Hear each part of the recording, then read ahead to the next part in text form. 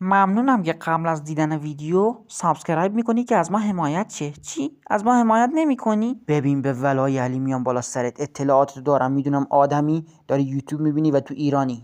به زودی میام با گونی میبرمت و میخورمت.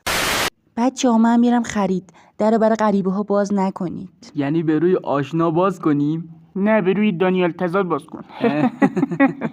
خداحافظ بچه ها. منگول یه سوال، چرا ما بابا نداریم؟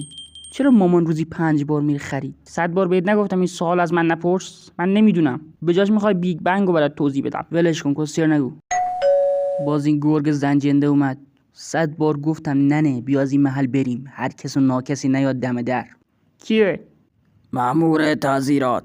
گرگی کسخل. مگه اینجا مغازه است که مأمور تعزیرات بیاد؟